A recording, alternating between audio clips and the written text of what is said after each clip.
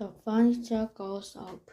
Now the big table, Sid and Muggle turned the table upside down and put a drop of sticky glue onto the bottom of each leg.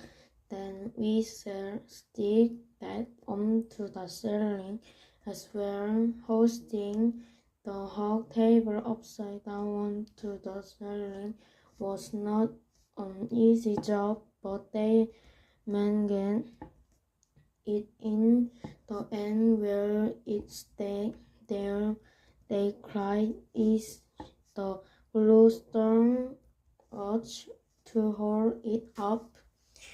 "It's the strongest glue in the world," Muggle replied.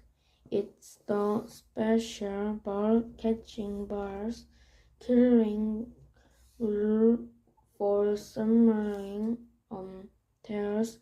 "Please," said the roly-poly ball, "I have asked you before not to mention that subject. How would you like it if it was monkey pie they made every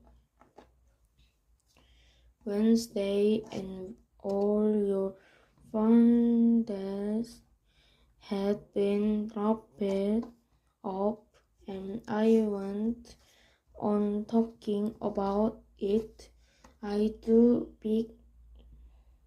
beg your pardon," said Muggle. "I'm chased to death with the chairs. All the chairs must be stuck upside down to the ceiling and in their right place.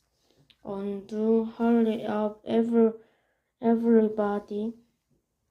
Any moment now the two fairy friends are going to come rushing in with their guns, the monkeys with the birds helping that put glue onto the bottom of each chair leg and hoisted them up to the ceiling.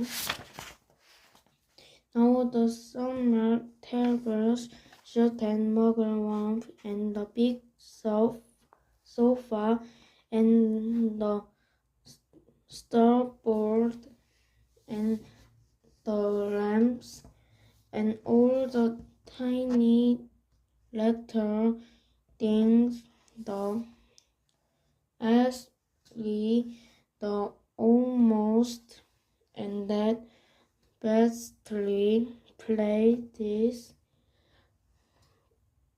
gnome on the sideboard. Everything, obviously everything, must be stuck to the ceiling. It was terrible hard work.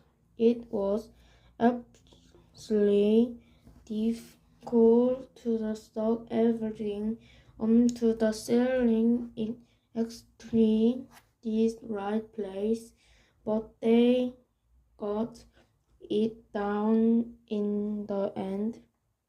"What now?" asked the roly-poly ball. He was out of breath and so tired he could hardly flap his wings. "Now the pictures," cried Muggle, "turn all the pictures upside down, and where one of you birds please fly out onto the ground and watch to see when those fun flakes all coming back." "I go," said the roly-poly ball. "I sit on the porch and keep girl. It gives me a rest."